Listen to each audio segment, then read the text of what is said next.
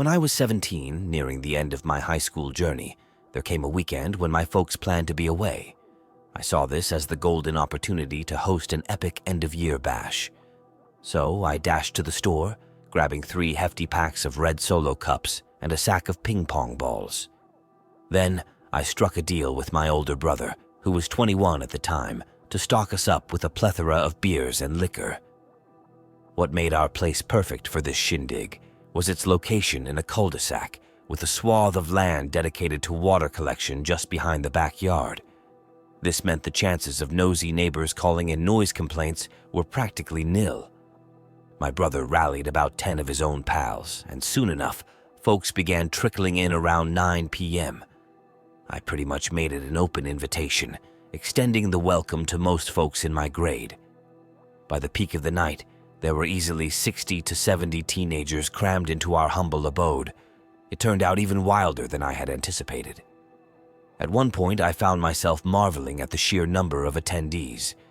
As the night wore on, I found myself facing an unexpected dilemma, unfamiliar faces infiltrating my home. That's when I decided to take charge and start locking the doors, preventing any more uninvited guests from slipping in. Each time someone exited, I made sure to secure the entrance once again. Eventually, with the crowd dwindling to around 20 kids, my buddy Peter approached me with a concerning question. He mentioned spotting a stranger heading upstairs a minute earlier. Bewildered, I ventured upstairs, initially intending to keep that area off limits since it only housed bedrooms. Upon inspection, all the rooms appeared vacant, their lights extinguished. Convinced by Peter's certainty, we combed through every room, scouring under beds and inside closets. Yet, the mysterious intruder he claimed to have seen remained elusive. Perplexed but relieved, we returned downstairs, the mystery of the uninvited guest lingering in the air. I brushed off Peter's claim, chalking it up to him possibly having one too many drinks and lacking credibility that night. Nonetheless, he was among the select few I allowed to crash at my place. In fact, he was already passed out on one of the couches before the last of our friends departed around 2 a.m. By the time I finished tidying up and ensuring everyone had left, it was well past the witching hour. My brother had retired to his room upstairs, while Peter and another friend, John, were snoring away on the downstairs couches. Exhausted but content with how the party went, I headed upstairs to the bathroom.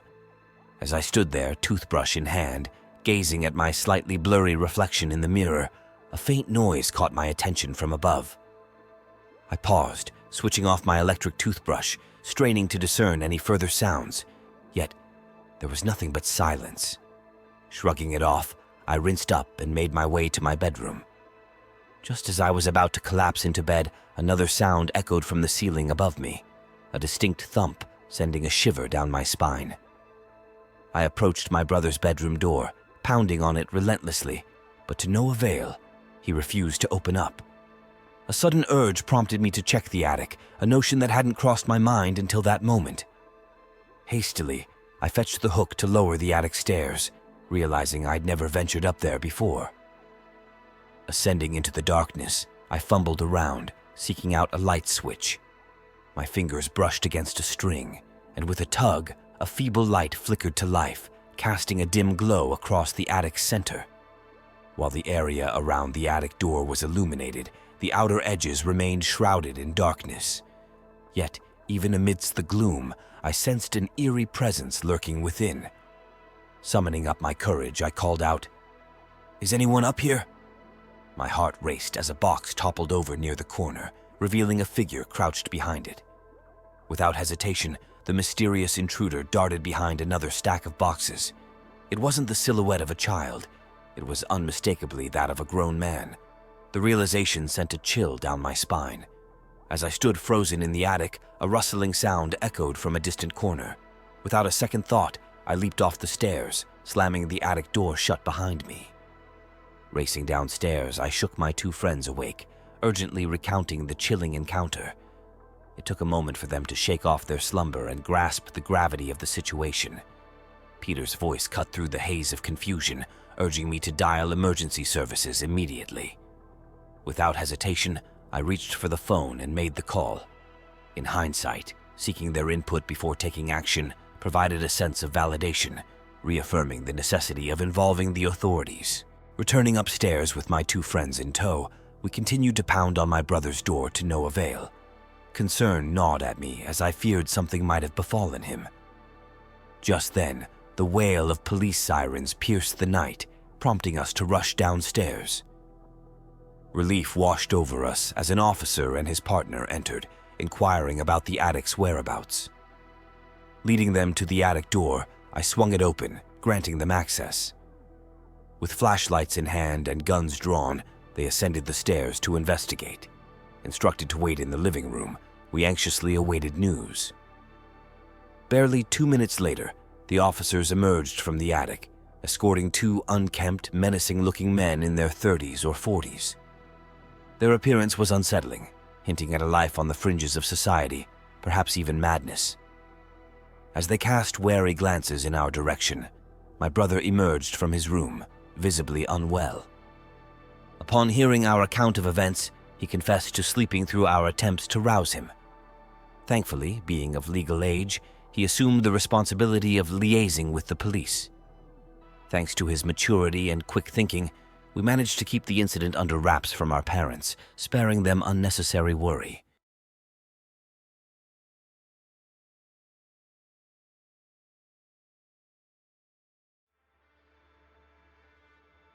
Growing up in my rough neighborhood, I was always seen as the scrawny white kid. Living in such an environment only amplified the challenges I faced. However, around my 15th birthday, I began hitting the gym, gradually transforming into a more formidable presence. The shift in perception from others fueled my ego, and I started using fear as a tool to assert dominance. What was once terrifying to me, fighting, became a means of showcasing my newfound strength. If I sensed even a hint of fear from someone, I'd push them until they snapped, relishing in my perceived power. But looking back, I realize how awful of a person I was during that time. However, everything changed when I was 19, and this is the story of that pivotal moment. A few friends and I received invites to a party following a high school football game, possibly homecoming. With parties aplenty that weekend, some of our buddies had already rented a hotel room and were partying hard. We decided to join them until around 11:30 when we headed to a larger gathering at my girlfriend's cousin's house, a sprawling place on the outskirts of town. I can't recall where her parents were that night, but when we arrived, the place was packed, overflowing into the front yard. Some guy was stationed on the porch, charging $5 for solo cups and unlimited keg beer. After grabbing our drinks, we settled on a friend's tailgate, ready to enjoy the evening. Then things took a turn for the worse. A tall stranger brushed past, accidentally spilling beer all over my friend's jacket. Instantly, we leaped into action, shoving the guy to the ground. His expression betrayed fear, fueling my aggression as I hurled insults his way. Despite expecting him to retaliate, he instead threatened to return with reinforcements, a notion that struck me as absurd. I couldn't help but burst into laughter. This guy didn't strike me as a credible threat. In fact, I found the situation more amusing than anything. Compared to the tough crowds I'd encountered before, he seemed laughably insignificant. With that, we returned our focus to our drinks, soon forgetting the whole incident. About an hour must have slipped by. The buzz from the drinks was settling in nicely. Engaged in conversation with a group of guys, I suddenly felt a heavy blow from behind. A sucker punch that caught me off guard. Though it jolted me, I managed to stay upright, though my senses were spinning.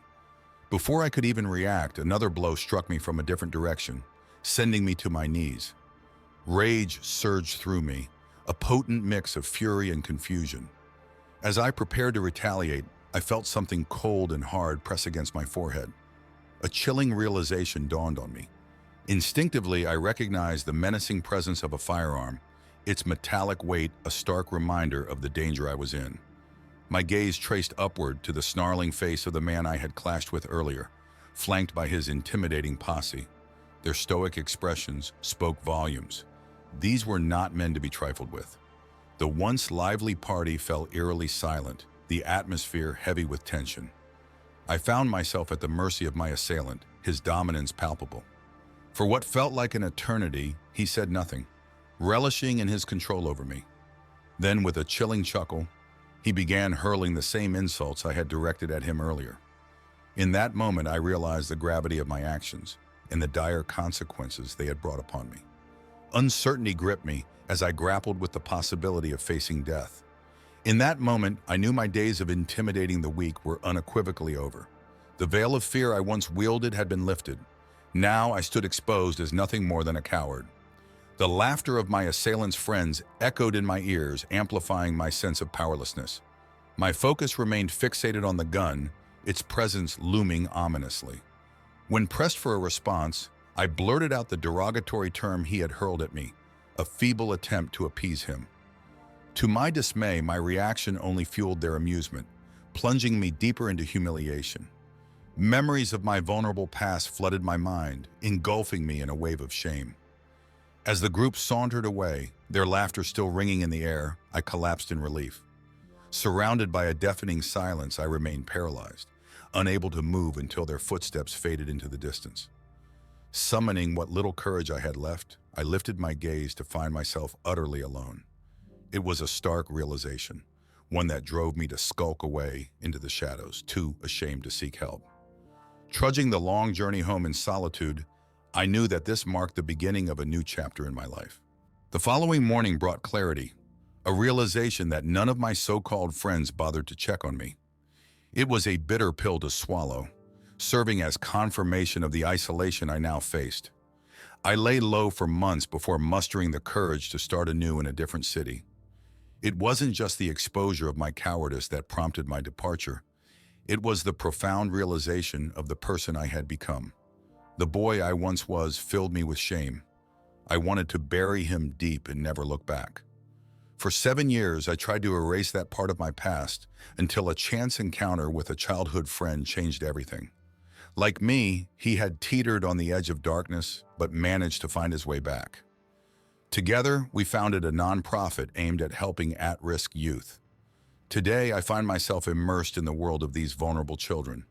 Each week, I see echoes of my former self in their frightened faces. Some have already strayed down destructive paths, while others teeter on the brink.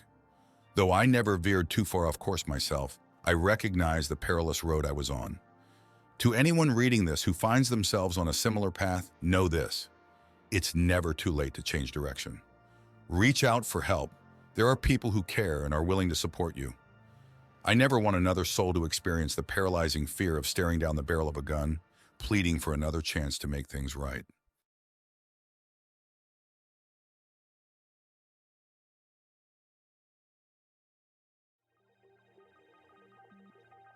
This all went down during my freshman year of college, a few years back.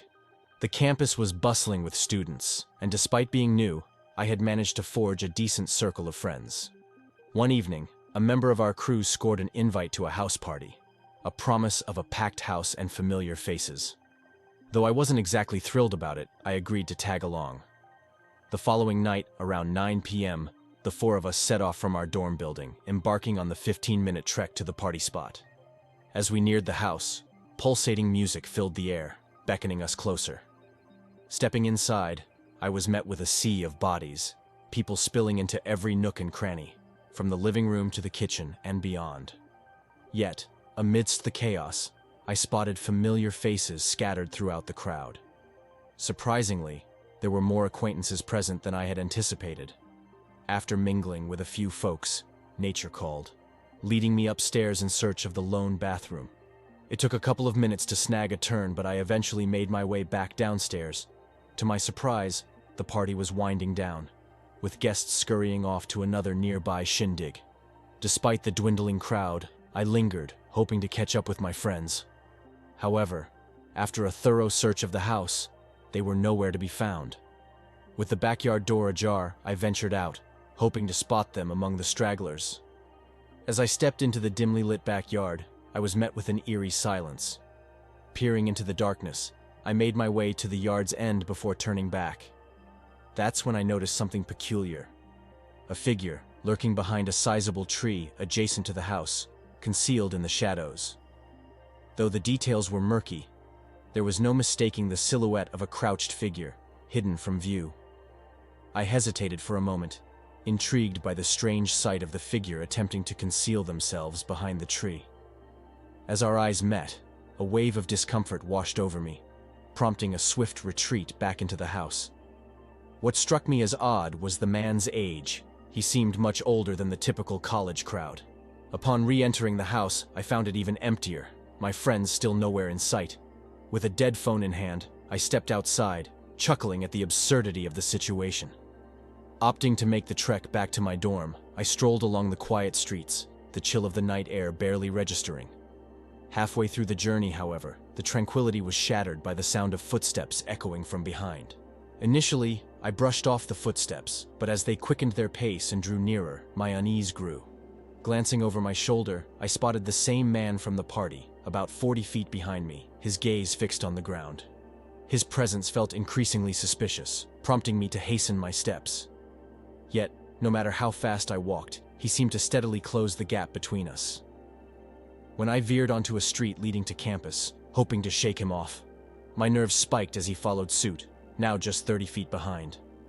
Desperate to break free from his pursuit, I switched sides of the street, only to watch in dismay as he mirrored my movements. It was becoming increasingly clear that he wasn't merely coincidentally heading in the same direction. With each passing moment, his presence felt more menacing, as if he was deliberately tailing me. My heart raced as he closed in, seemingly aware of my attempts to evade him. I pushed myself to maintain a brisk pace, scanning the empty streets for any sign of fellow students, but the late hour offered no solace. With my dorm building in sight, I kicked into a sprint, hoping to outpace my pursuer. Yet, as I bolted towards safety, I heard the man's footsteps closing in behind me, a mere 20 feet away and closing. Reaching my building, I fumbled for my key fob, knowing I had precious little time to unlock the door.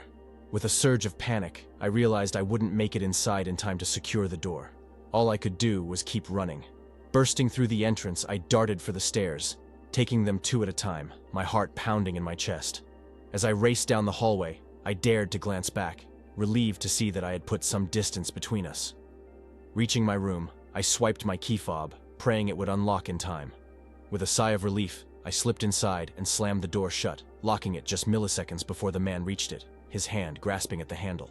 Safe within the confines of my room, I breathed a shaky sigh of relief, though the sound of his presence lingering just beyond my door sent shivers down my spine. I grabbed my phone and hastily plugged it into the charger, all the while exerting pressure against the door, attempting to keep the intruder at bay. The door rattled ominously on its hinges, a stark reminder of the threat lurking just outside. With bated breath, I waited for my phone to power up, my fingers trembling as I punched in the emergency number. As soon as the screen lit up, I dialed the police without a moment's hesitation. Shouting towards the door, I announced that law enforcement was en route. Gradually, the sound of the man's presence subsided, replaced by an eerie silence. It seemed he had retreated into the night, his intentions still a mystery. Within minutes, the police arrived at my dorm building, but by then, the intruder had vanished without a trace. Despite recounting every detail to the authorities, his identity remained elusive. Meanwhile, my phone buzzed incessantly with missed calls from concerned friends. It turned out that they had frantically searched for me at the party, assuming I had left with the crowd. Relieved to hear that they were safe, we later reconvened at a friend's house. Yet, to this day, the identity and motives of the mysterious stranger who followed me remain a haunting enigma.